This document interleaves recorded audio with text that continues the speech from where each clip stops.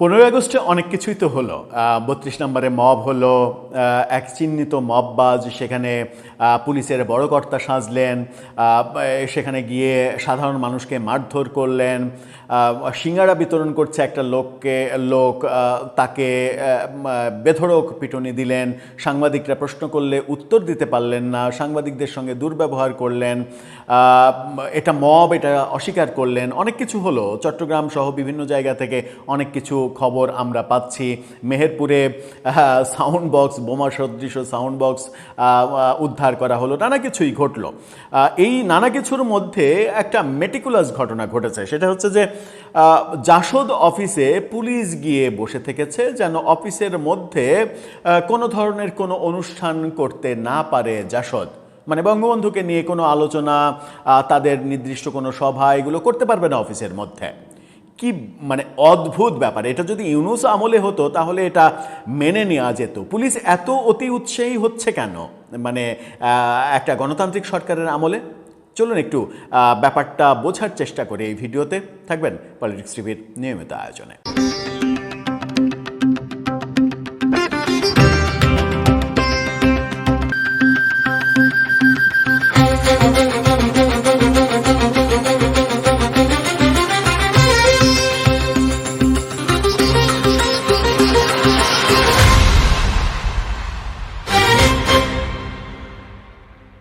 দর্শক, বলছিলাম 15 আগস্টে অভ্যন্তরে, ঘরের অভ্যন্তরে একটা দল তাদের নিজেদের মধ্যে বঙ্গবন্ধু নিয়ে আলোচনা যদি করে, সেটাও করা যাবে না, এরকমটা পুলিশের মানে বাক্য, মানে নো বঙ্গবন্ধু।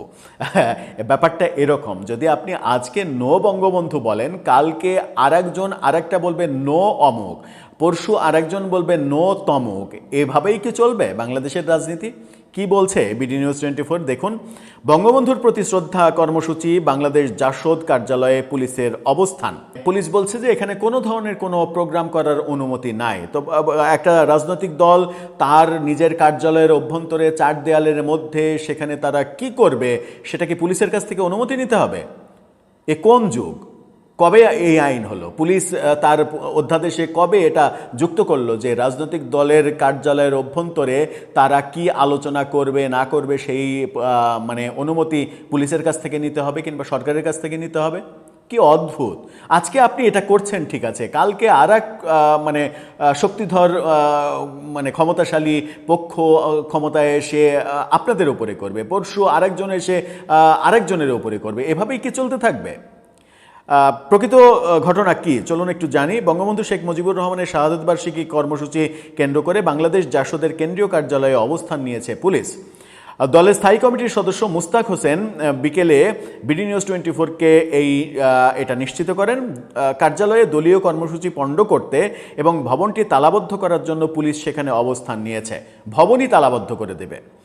জানতে চাইলে পুলিশের রমনা জোনের সহকারী কমিশনার মাজহারুল ইসলাম বলেছেন, সেখানে কোনো ধরনের প্রোগ্রাম করার জন্য আমাদের কাছে অনুমতি নাই।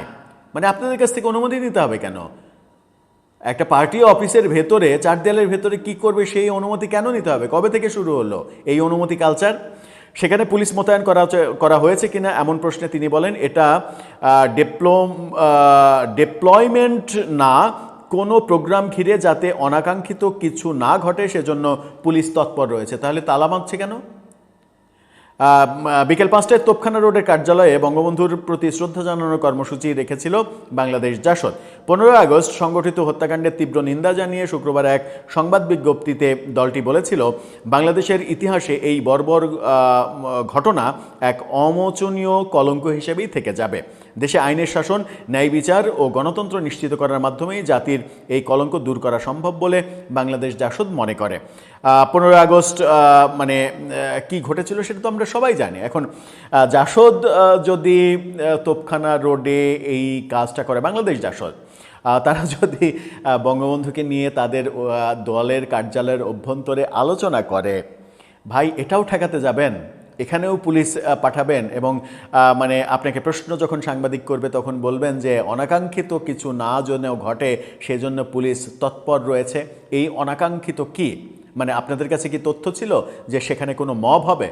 সেটা হলে তো আপনি ওই অফিসের নেতাদের বলবেন যে আমরা এই কারণে এখানে উপস্থিত হয়েছি, আপনারা আপনাদের কাজ করেন, এখানে মব হলে আমরা ঠেকাবো।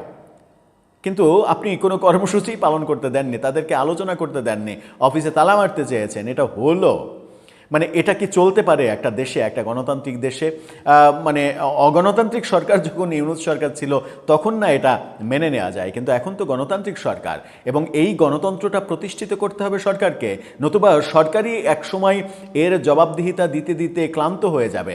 আন্তর্জাতিক পর্যায়ে তো এর জবাবদিহিতা মানে অবশ্যম্ভাবী হয়ে উঠবে, কারণ একটা গণতান্ত্রিক সরকার শুধুমাত্র দেশের অভ্যন্তরেই সীমাবদ্ধ থাকে না, তাকে আন্তর্জাতিক পরিমণ্ডলের সঙ্গে মিলেমিশে কাজ করতে হয় এবং সেখানে আন্তর্জাতিক মানবাধিকার সংগঠন সহ নানা স্টেক হোল্ডার এই ব্যাপারগুলো তারা মানে দেখে, ফলো করে এবং ফলো করে সরকারের উপরে চাপ দেয়।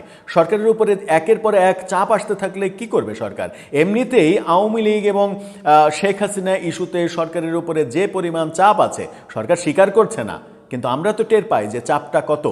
এই চাপটা যদি এমন হয় যে নিজের ইচ্ছাকৃত তৈরি করে নেওয়া চাপ, তাহলে তো মুশকিল। যেমন ব্যক্তিগতভাবে আমি মনে করি যে এত চাপ এই সরকারকে পোহাতে হতো না। এই সরকারের 5 বছরে এই আওয়ামী লীগ কেন্দ্রিক আন্তর্জাতিক চাপ অনেক কম হতো যদি না ডক্টর ইউনূসের ওই মেটিকুলাস আইন সংসদে পাশ না করতো।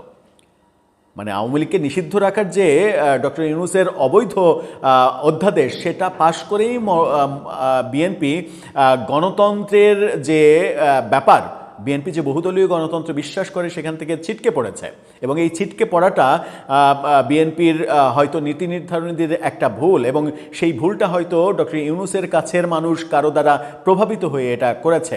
সেই ভুলটা যদি না হতো তাহলে এই 6 মাসের মধ্যেই আন্তর্জাতিক পর্যায় থেকে এত চাপ তাদের উপরে আসতো না। তারা মানে বলতে পারতো কই ডক্টর ইউনূসের ওই অবৈধ আদেশ তো আমরা মেনে নিইনি, আমরা তো বহুদলীয় গণতন্ত্রে বিশ্বাস করি, আমরা কোনো দলকে নির্বাহী আদেশে নিষিদ্ধ করার পক্ষে না। এই স্ট্যান্ডটা যদি বিএনপি রাখতে পারতো, যে স্ট্যান্ডটা আগে থেকে ছিল, সেটা রাখতে পারলে আন্তর্জাতিক চাপ এত আসতো না, তারা রিল্যাক্সে সরকার পরিচালনা করতে পারত। আমার মনে হয় যে একটা বড় ভুল হয়ে গেছে, আবারও আর একটা বড় ভুল তাদের না করাই উচিত। দর্শক, আপনার মতামতের ব্যাপারে জানিয়ে লিখতে পারেন আমাদের কমেন্ট বক্সে।